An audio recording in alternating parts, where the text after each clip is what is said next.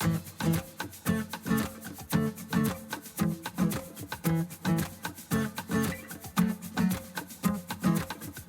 podcast is a quest for well-being, a quest for a meaningful life through the exploration of fundamental truth. Enlightening ideas, insights on physical, mental, and spiritual health. The inspiration is love.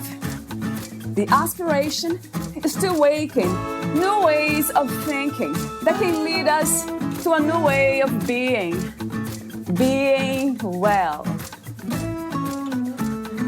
Welcome to Body, Mind, and Soul Healing Conversations.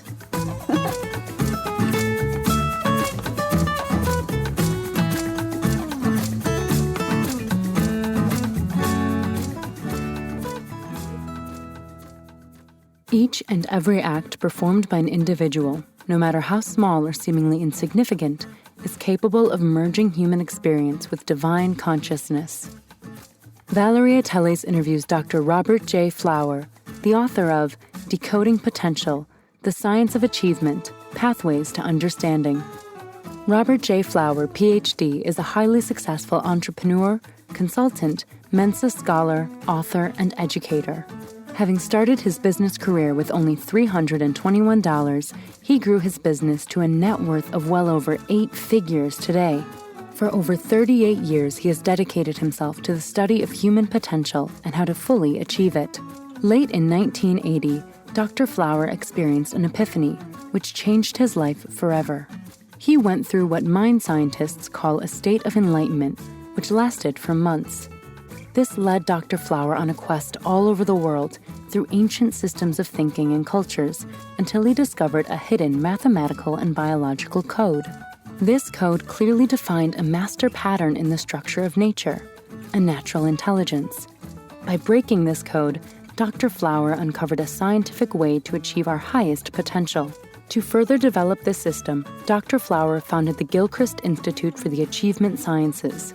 Since then, he has successfully helped thousands of clients from all walks of life unlock their potential and achieve incredible results in every facet of their lives, businesses, and careers using natural thinking and intelligence, NATI.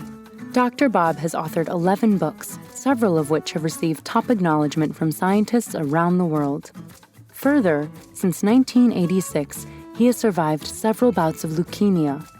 Only having the support of his family and using the lessons from natural thinking was he able to survive. Meet Dr. Flower at drbobflower.com and naturalthinking.org. Here is the interview with Dr. Robert J. Flower.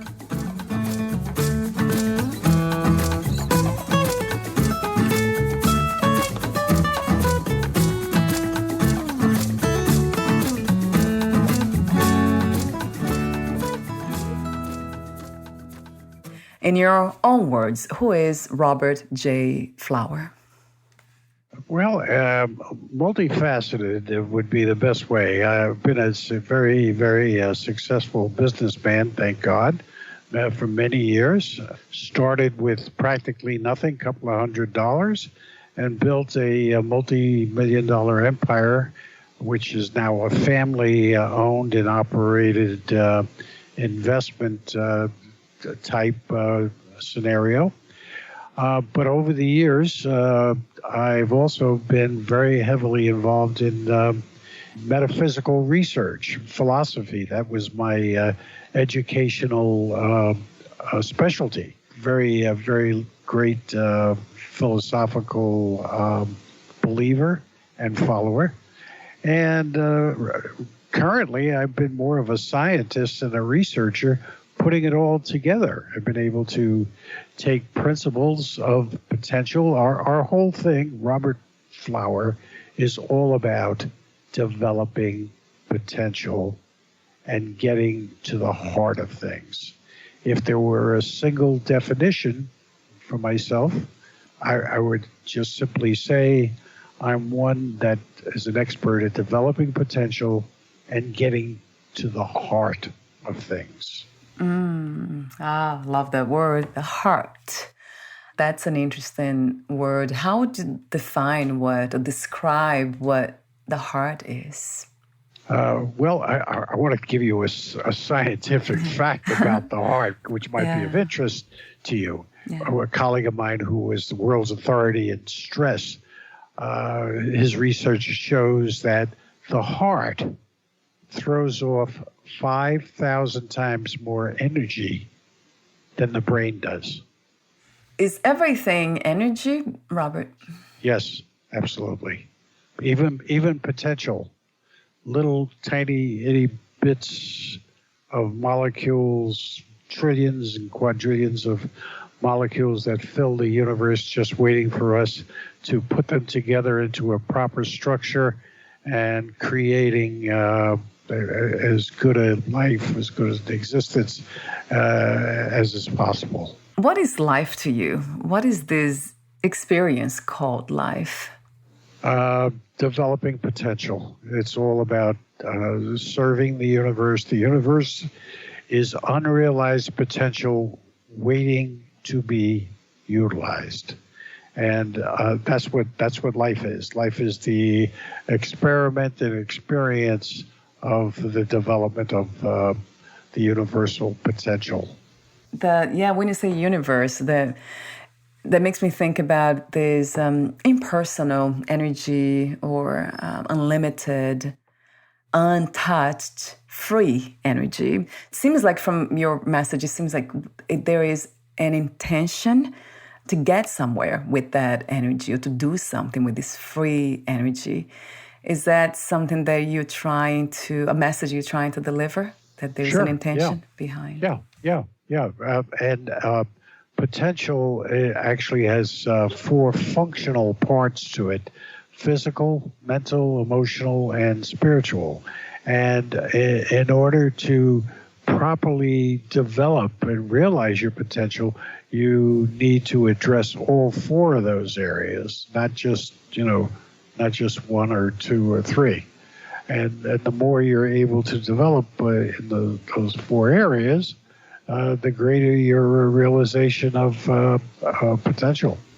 But that's coming from this individual energy, contracted energy, isn't it? It's not free if we have to develop, if we have to work on it. Yeah, I wonder what freedom is to you, or liberation, as some say in the spiritual field. What is freedom? The ability to do what you seek, without restriction. I don't necessarily agree that we're free totally. I think that we have our research shows that we actually have 2 minds. One is subjective, one is objective. One is free, and the other one is predetermined. And you have the freedom to do whatever you wish, but that could mean violating the objective principles of our existence. So yes, we do have free will, but it's more of a test.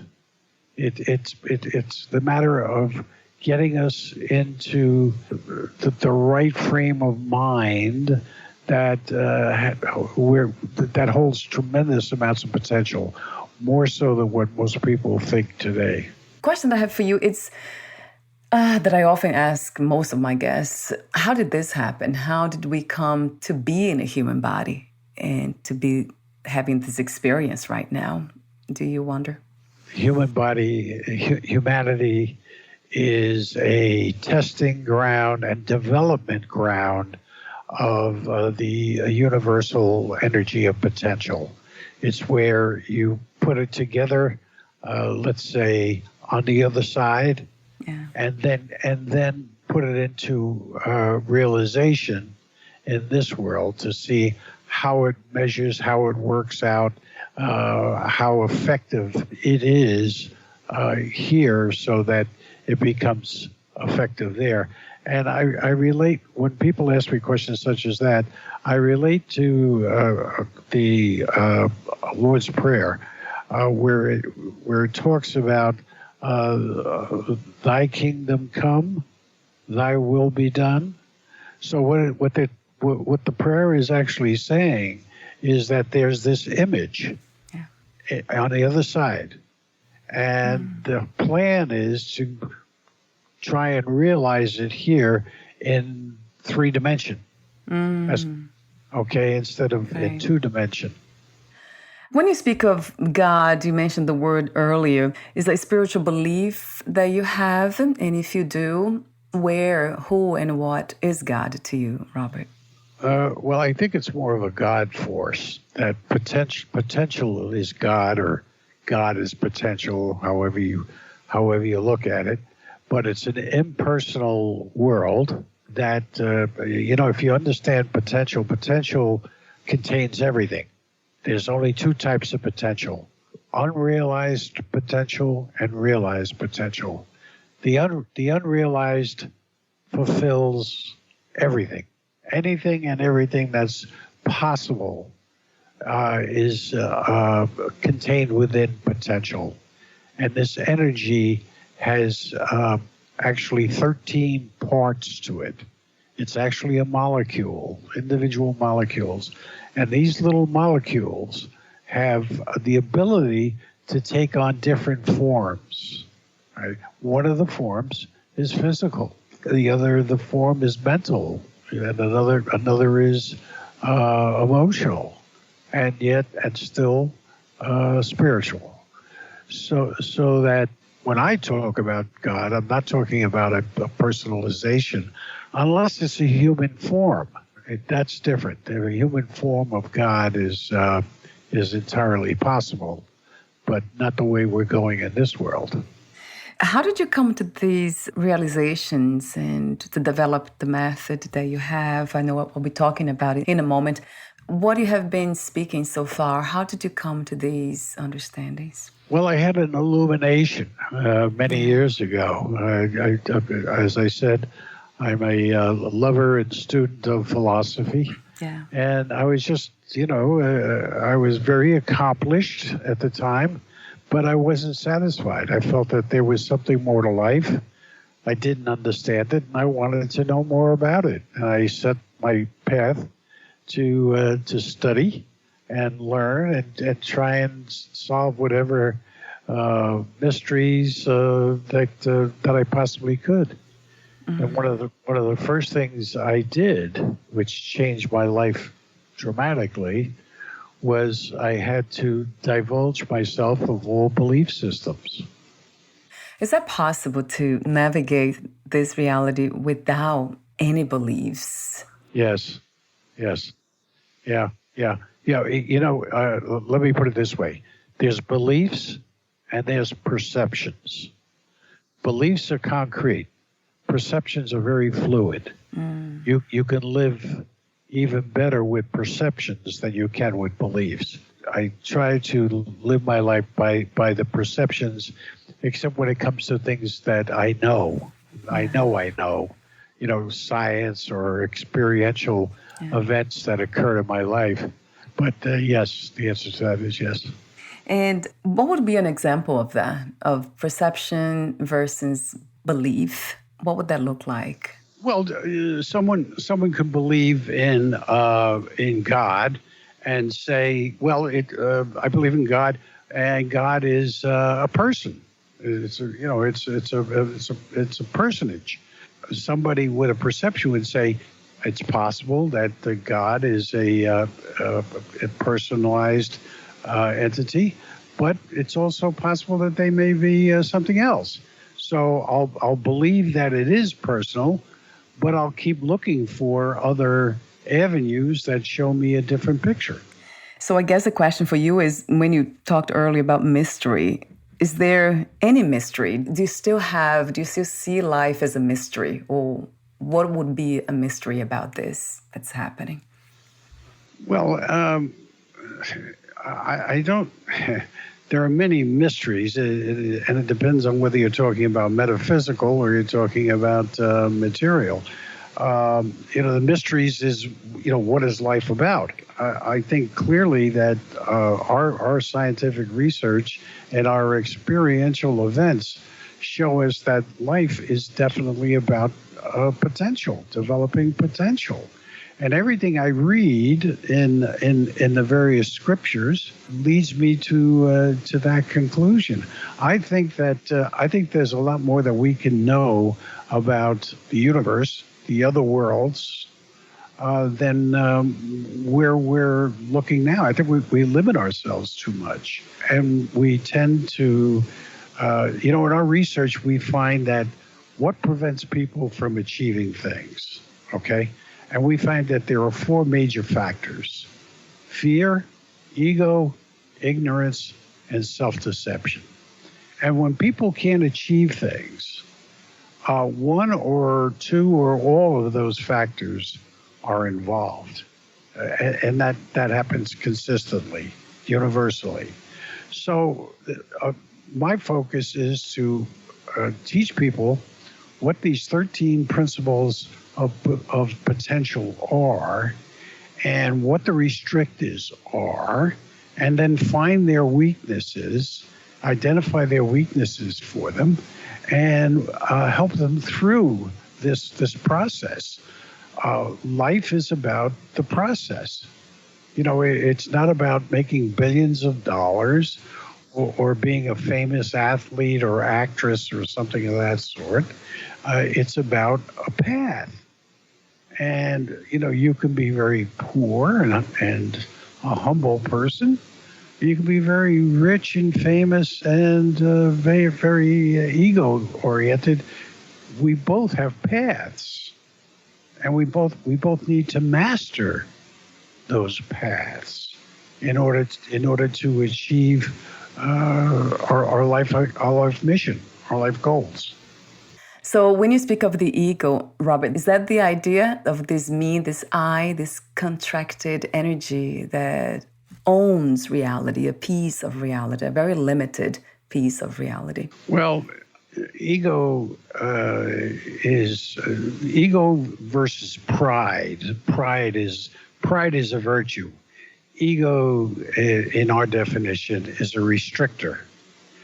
The minute you put ego in front of anything else, you restrict yourself. You've automatically set yourself back because you've put the objective out of focus. And that's what happens with people. They work on their ego to be somebody or be something or be recognized, and that's not what it's about. It's part of the path, but that's not what it's about. So talk to me about what natural thinking is, and in nature, what do we feel so at home, the sense of belonging in nature? There's a relationship between natural thinking and nature itself? The way that we discovered natural thinking and these 13 principles is through genetic study. I had a colleague of mine who was a world-class geneticist, and we worked together, and we discovered that there is a biological process of cellular development. It's a structure, and we each of us have this structure within us, within our cells. And we identified that this structure has 13 parts to it, 13 principles. So we take these principles and we use them to think. It's the way we think. The natural thinking is the way we are structured to think. It's not what we think, it's how we think. And we all think the same. We all have these 13 principles. So the whole idea is, as I said before, if you think naturally, you follow these principles, okay? If you think normally, common thought, subjective thought, that's the ego, that's free will, that's the way you just let yourself go and think, whatever you wish without any authority, or without any proof or substance to what you're thinking or what you're doing. But this is a true biological, genetically structured process that we all have, that we discovered. That's nature. That's nature in its most rudimentary form. You wrote the book Decoding Potential, the Science of Achievement, Pathways to Understanding. Talk to me about the main intention of writing your book, Robert. I've written 11 books. Yes, that specific book was to introduce the concept of the potential molecule, that structure that I just mentioned to you, that was genetically discovered, and how it relates to various sciences and various philosophies and various religions, how it explains what these wise men and scientists had discovered, more of a basis for what they were coming across, what they were trying to describe, and that's if you have a science mind and you're very objective and you understand philosophy, the book was great. Otherwise, it's just a science book that has some great commentaries in it about life. But it really explains life in a altogether different. It just takes the mysticism. It explains mysticism.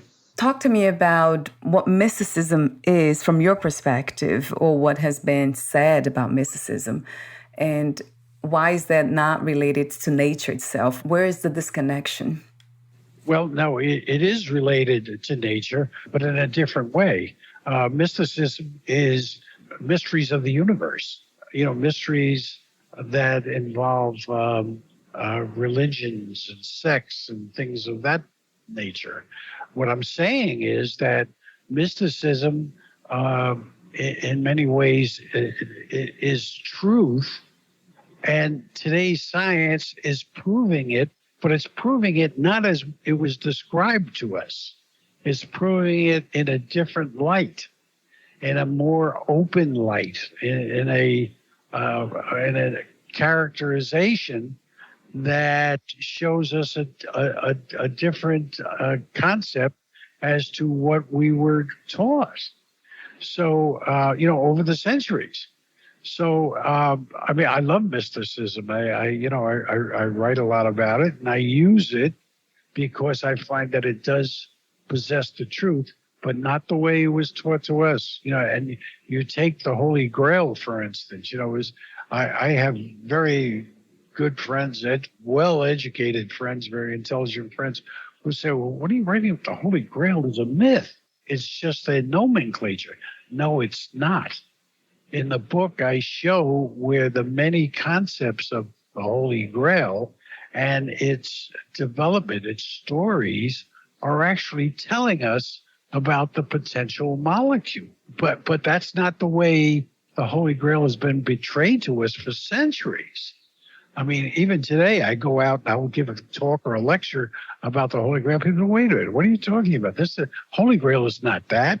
Oh, yes, it is. Oh, yes, it is. And it's the same thing about many other, mystical, notions. The 3-in-1, for instance, in Christianity. That's a mystical explanation. But we describe the 3-in-1 as the potential molecule. It has 3 basic parts to it, and those 3 basic parts break down into the 13 principles that I've been talking about. So just like the 6 days of creation, it's the same thing, because the 3, when you look at it, it has a duality to it. It has a positive and a negative. Those are the 6 days. The 7th day is the day of rest, which is potential unrealized, you see? So there's a mysticism there that science is now able to explain, but explain it in a different way so that it makes sense. And that's the growth and development of the human spirit that we're starting to realize now. I read something that came from your book, I believe, I hope. There was the review article you sent me that said, that's a quote from you, "The next step in mankind's evolution is neither flight or fight. It is a willingness to face issues in order to grow and develop." That caught my attention. There's not either fight or flight. It's interesting because I don't see Robert as growing, like going anywhere, but it's just here now, and it somehow feels like has been evolving. Something is changing, like the body clearly is changing. There's something else that feels whole, feels untouched and unchanged. And that's when I think about nature, I think about when I look at trees and the water, I think about no stories, that there's no storytelling, no make-believe or anything. It just is. Everything just, as you say, has this potential, and it's realized potential is the most beautiful thing in nature. And it's just doing what it does without any thinking, any ideas, any concepts, any intellectual. There's no intellect in nature, although there's no thinking, but it's so rational and it's so, flourishes. And that's what I see human beings being nature itself. The only thing that causes all the suffering in this, probably what you call unrealized potential, is the thinking, is the concepts. It is explaining away of everything and trying to intellectualize life, which makes us feel unnatural by trying to explain life away. Not sure if that makes sense to you, but that's how it comes to me every time. That dance is a movement, a dance that at the same time it's not. It's a paradox. It's a paradox. And in the unknown, too, it keeps coming to me. The unknown, this is just, if I can say something else, it's a miracle to be here in the human body and not even knowing what the me and the I is, but just this sense, this perception that you spoke of, not a belief system, but this realization, perception that this is happening, and this is amazing. It's amazing, amazing. If that's not fulfillment and achievement and realization, realizing potential, what is this here and now, this, but not here and now, it's time, because there's no time anyway. It's another human concept of the mind. But it's becoming the moment, merging with everything. Well, I respect your point. There are some things in there that I don't actually subscribe to at this point in time anyway. Yeah. So we could discuss that, or we could move on and discuss something else. But to me, the afterlife, the universe, is explainable, and it is comprehensive. But our ignorance and our fears and our ego stop us from getting to that point. And as long as we allow those restrictors to take control of our lives, we'll never understand what life is. We talk about nature, okay? Yeah, Saint Augustine and Saint Thomas wrote prolifically about nature, but their message was follow nature. Now, the arguments have been over the centuries, and even lately, the age of enlightenment, a couple of 100 years ago, that how can you follow nature when, number one, its principles are not discernible? Well, number one, we have discovered those principles scientifically in biology, and you can't get closer to nature than biology. So that's number one.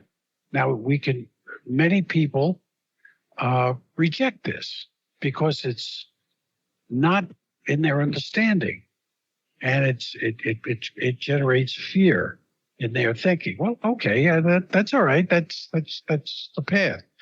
But the main thing is that nature has a duality to it. You have the beautiful sunsets and the glorious mountains, but then you have the tornadoes, the hurricanes, the floods, the fires. That's nature too. Of course. And you cannot ignore that. Of course. Yeah. So when you eloquently quoted my statement about fight flight, if you don't deal with the realities of nature and yourself, you're bound to suffer.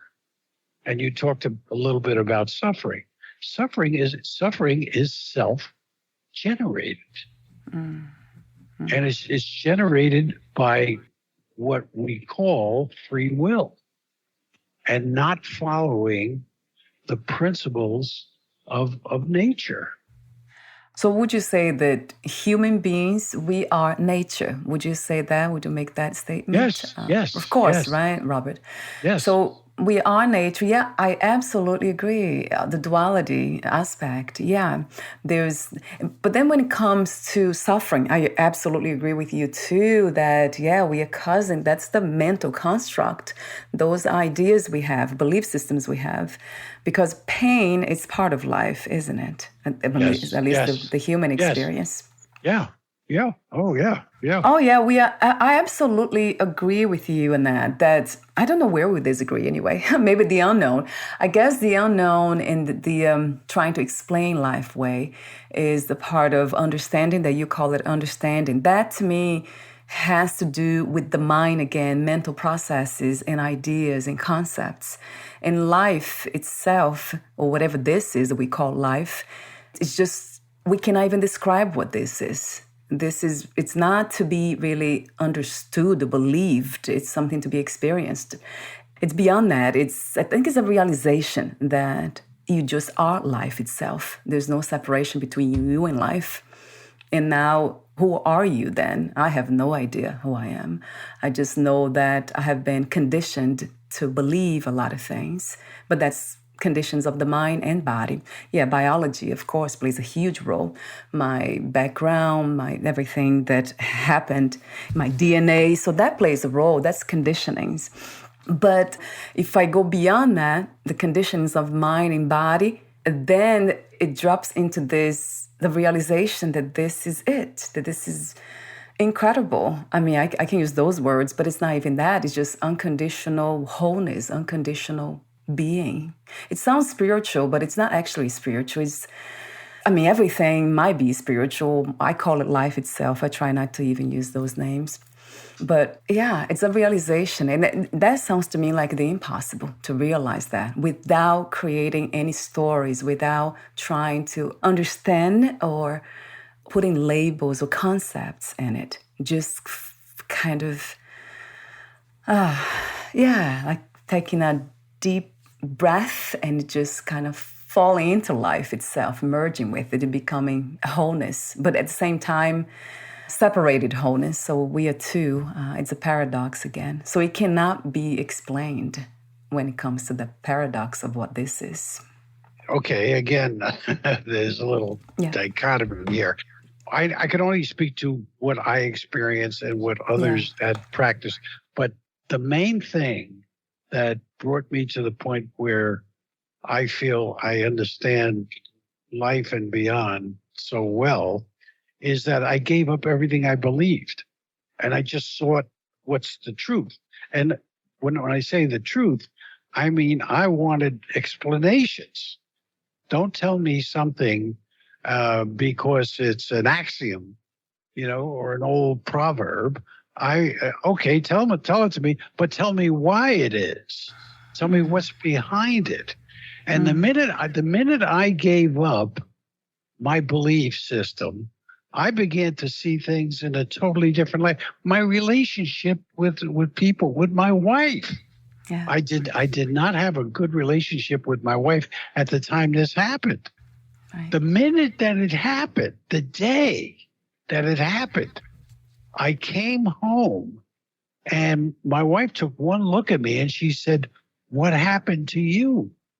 And I said, "Sweetheart, I've been picking on you. I've been blaming you for things. It's not you. It's me.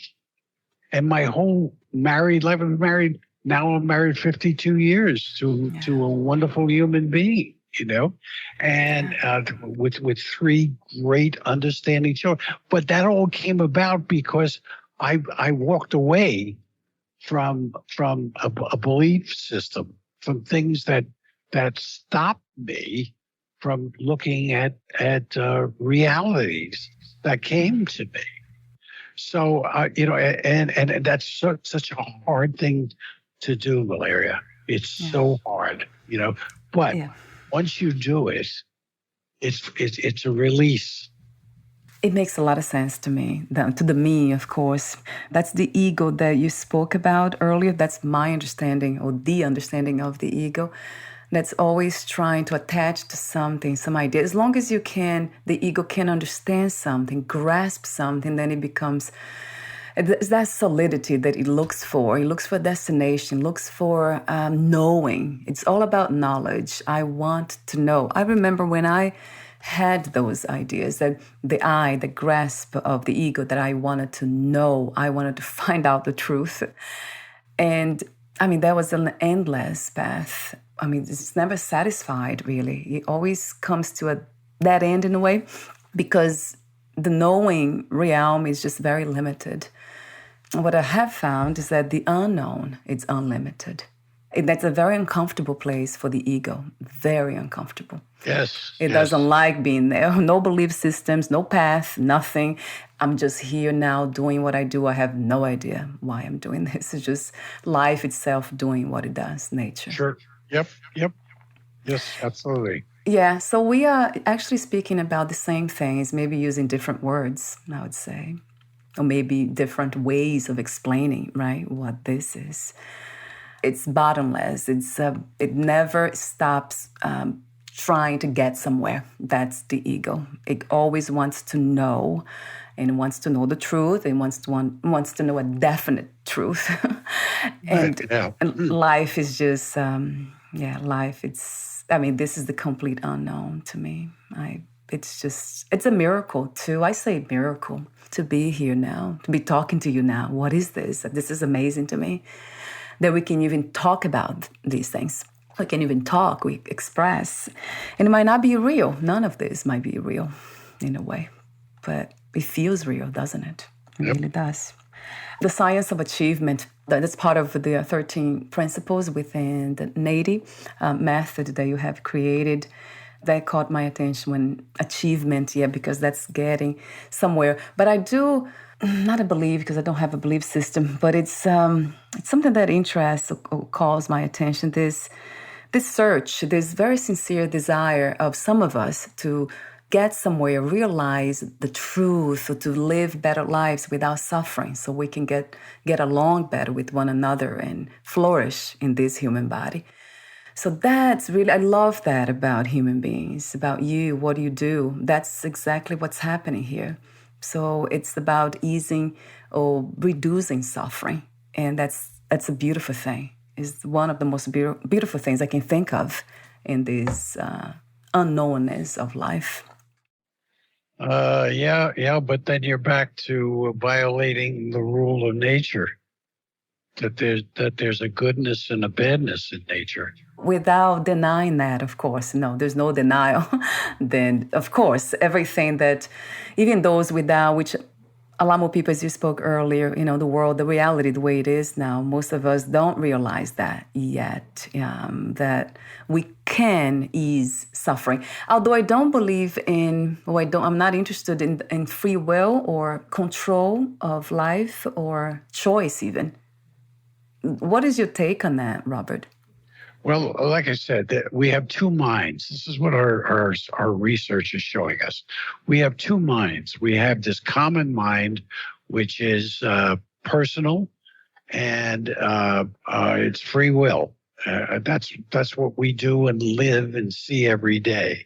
Yeah. And then we have this natural mind, which is this structure, these 13 principles, the potential molecule within us, that is structured, it is predetermination. If you follow those principles, you will have a desired outcome. You will have a fitting outcome. Now, that doesn't mean that you're not going to suffer, because suffering is part of life. But what it means is that you have the free will to deny, which, you know what, I have assessments that we do, scientific assessments. Most people are 70% in the common mind. They do not use their principles. They don't know what they are. They don't even know they exist. But they don't follow nature, so to speak. They just follow what they want, what they believe in. And that causes hardship. That causes suffering. So when people tell me about suffering, I don't necessarily say anything. I don't want to hurt people's feelings any further, but it's not the truth. It's self-inflicted because of either our fear. In this case, it's ignorance.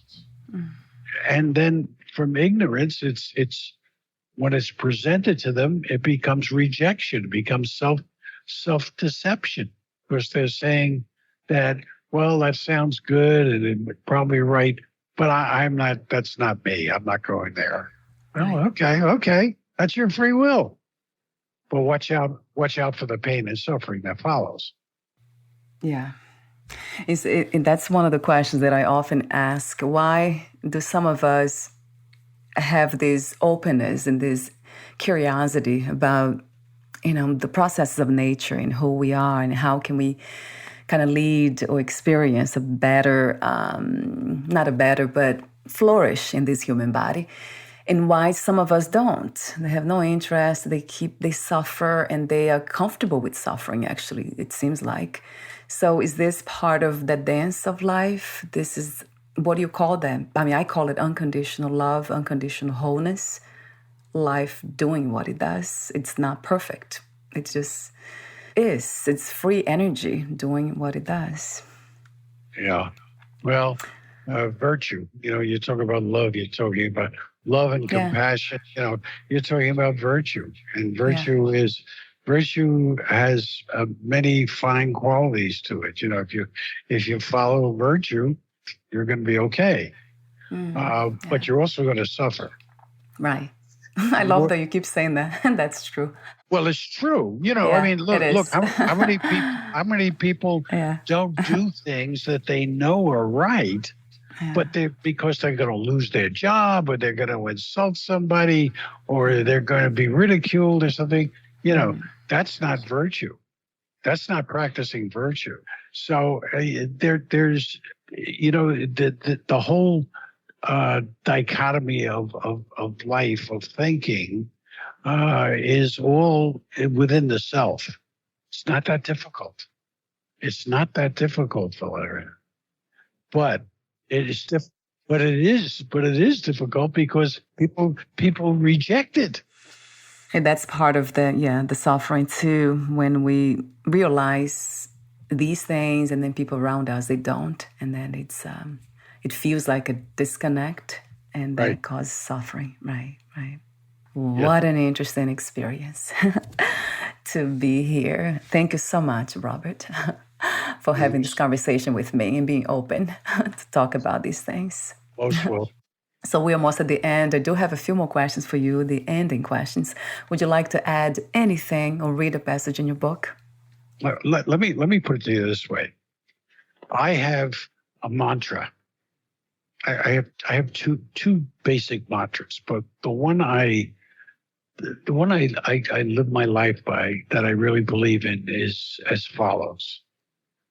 When I die, God's going to ask me just one question. What did you do with what I gave you? And I hope to answer that I did everything that was possible and maybe a little bit more. And I think that kind of explains what I believe and what I try to be and what I try to help people to believe. Mm. And the other little mantra is consider the use of adversity. That there's always an opposite way of achieving things that go wrong for you.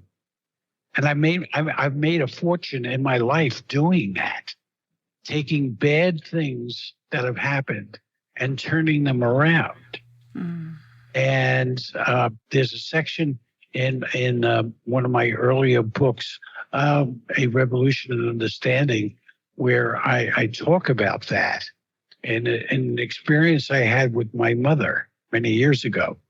We went to my nephew's wedding, a very elegant place, and I was sitting at a table with my mother, and she was dressed in this old-fashioned, 1920s outfit with a, parasol and a big floppy hat, and all of a sudden, the roof started to leak, and it was coming down pretty good, and everybody on the table scattered. And I grabbed my mother's parasol, which was, a prompt. Yeah. It wasn't. I was struggling there with her standing next to me. Everybody was so shocked at what was going on. And I managed to get it open. And we both stood under the shower. And everybody in the room went crazy. They were clapping and whatnot. And my nephew and his new wife were elated that I was able to take such a negative happening and turn it into an event. That's what life is. It's not getting even or cursing or that. Right.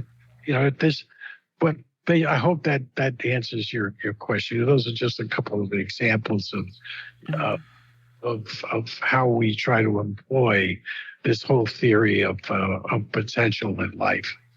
Yes, yeah. And some of us call it wisdom, which is inner wisdom, natural wisdom, right? That sounds like natural wisdom to me. What you've been representing in this body, in your body. Thank you so much, Robert, for being you and flowing with life in such a way. Thank you. I wanted to just simply thank you for your work. I really admire it. Thank you. Thank you for the encouragement. The body appreciates. So the body and the mind and the heart, they're already here, but the body sometimes complains. And my last question is, what is another word for life? Experience, knowledge, development. And development is, I think, the most important part of it. Growing. It's an experience that we need in order for our souls to grow. And before we say goodbye, where can we find more information about you, your books, products, services, and future projects? I have several websites. One is Dr. Bob Flower, drbobflower.com. And the other one is where we have our assessments and other information is naturalthinking.org. Wonderful. I'll have those two links on your podcast profile, Robert. Thank you. Thank you so much again, and we'll talk soon. It was a true pleasure. Yeah, same here. Bye for now.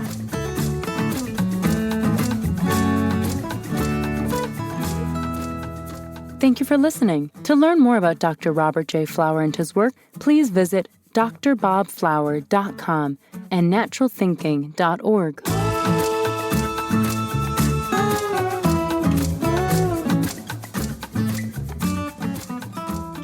To learn more about this podcast, please visit fitforjoy.org/podcast. Thank you again for listening, and bye for now.